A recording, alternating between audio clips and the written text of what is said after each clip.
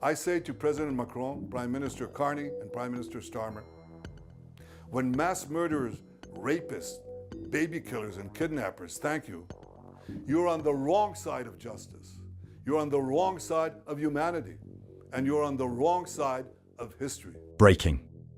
The announcement hit London like a diplomatic explosion.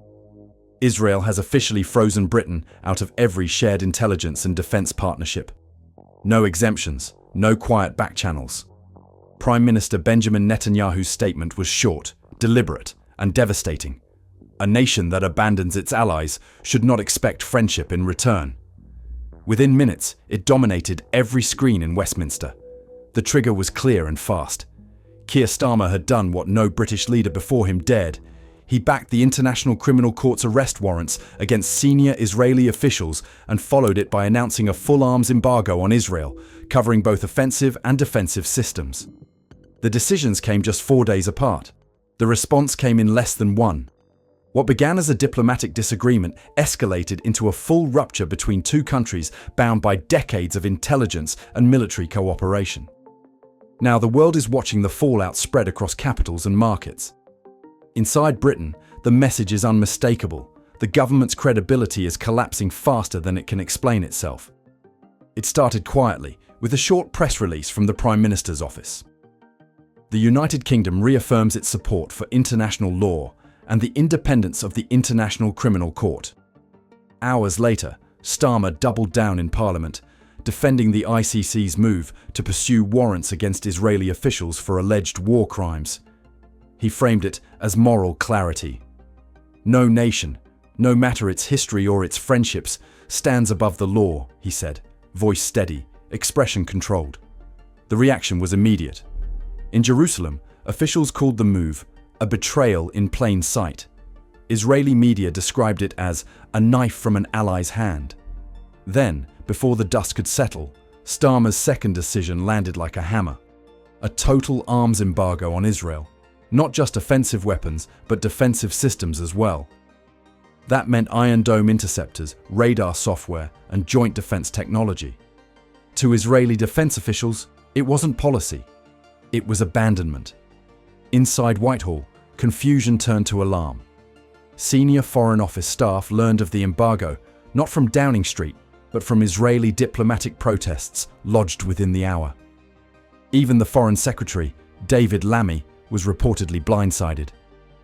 One official described the atmosphere as stunned disbelief. Another called it an ambush of our own allies. Then came the first visible fracture. Dame Barbara Woodward, Britain's ambassador to the United Nations, tendered her resignation overnight. Her letter, leaked to The Times, cited a breakdown in communication and trust between the Foreign Office and its diplomatic corps.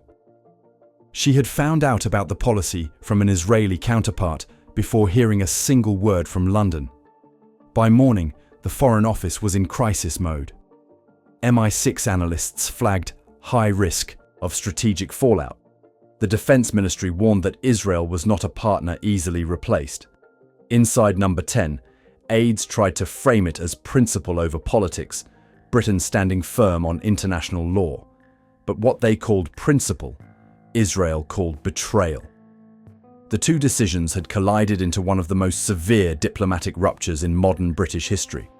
The match had been struck. The fuse was already burning. Israel didn't wait. That night, Netanyahu appeared before cameras at 9 p.m. Jerusalem time, flanked by his security cabinet and senior defense chiefs. His words were precise, surgical. A nation that abandons its allies in their hour of need should not expect friendship in return. He announced a complete suspension of intelligence sharing with the United Kingdom, an immediate halt to all joint defense and cyber projects, and a full review of every bilateral agreement between the two nations. Within hours, the effects began to ripple. British officials bound for Israel were denied landing clearance. David Lammy, en route to Tel Aviv for crisis talks, was forced to turn his government jet around mid-air over the Mediterranean. Flight trackers lit up online, showing a G7 foreign secretary diverted in real time. The humiliation was public and deliberate. Then came the sanctions that London didn't see coming. Mossad reclassified British officials as security risks, effectively freezing decades of intelligence coordination. Cyber cooperation, once central to protecting British infrastructure, was suspended. Israeli firms that manage parts of the UK's energy grid and financial systems began quietly pulling their teams. What had once been an invisible safety net vanished overnight.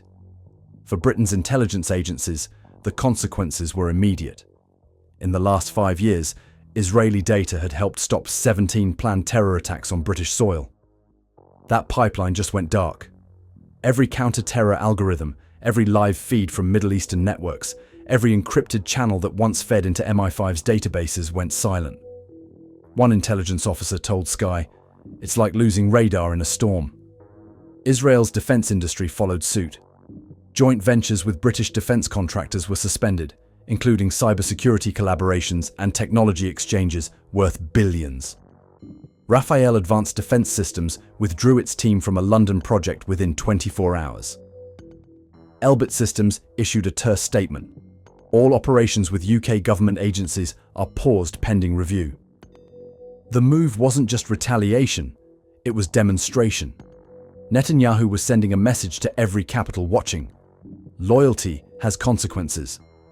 By morning, analysts were already calling it the worst rupture between the two countries since the Suez Crisis. Former MI6 chief Sir Alex Younger called the decision strategically suicidal. Lord Robertson warned that Britain has lost its most valuable intelligence partner in the region. And as headlines rolled in, Israel cuts Britain off, intelligence freeze begins, Whitehall in panic, one question echoed across London. Did Starmer realise what he had triggered, or had he underestimated the cost of moral clarity? Because this wasn't a temporary chill. This was a freeze, one that left Britain isolated, vulnerable, and staring at a security gap it might never be able to fill. By dawn, Britain's diplomatic fallout had become a regional crisis. Across the Middle East, former partners quietly chose a side, and it wasn't London's. Within hours of Netanyahu's announcement, Saudi Arabia, the United Arab Emirates, and Bahrain released nearly identical statements calling for unity among allies who face common threats. It was subtle but unmistakable. None of them defended Britain's stance. Behind closed doors, the Gulf Cooperation Council convened an emergency session in Riyadh. Leaks from that meeting were damning. Ministers reportedly questioned whether Britain could still be trusted to uphold defence guarantees signed under previous administrations. One delegate from Kuwait summarised it bluntly. London's word used to mean something. Now it means hesitation. The ripple spread beyond the region. In Europe, France and Poland, two of Britain's closest defence partners, began reassessing joint training schedules. A senior French diplomat told Le Monde, "Britain's credibility as a security partner has been shaken." Polish defence officials privately questioned whether London would abandon allies under pressure. What started as an argument between two nations was now an alliance-wide crisis of confidence. Then came the markets. Within 24 hours of Israel's suspension, nearly $30 billion in bilateral trade was under review. Defense contracts worth $12 billion were paused or cancelled outright as Israeli firms pulled out of British projects. Israeli venture capital funds, previously investing heavily in London's tech scene, began redirecting roughly $4 billion in funding to US-based startups. Bloomberg described the moment as a confidence collapse at the heart of government. The pound fell against the dollar, bond yields jumped, and London's financial sector braced for uncertainty. The economic damage was matched only by the political panic inside Downing Street. Cabinet leaks painted a picture of paralysis. One minister reportedly warned, "We've made Britain a target without protection." Another message, circulating through encrypted channels, read, "We are isolated, strategically and morally." By Friday evening, senior aides admitted the government was no longer managing policy, but managing fallout. What had begun as a moral gesture had mutated into both economic and security isolation. Britain had not just lost an ally, it had lost the network that shielded it from global risk. The deeper cost wasn't visible in headlines. It was hidden in the silence of servers and the blank spaces on intelligence dashboards. For decades, Israeli intelligence had been one of Britain's most reliable sources of early warnings, tracking terror cells, weapons shipments, and regional cyber threats. That pipeline was now gone.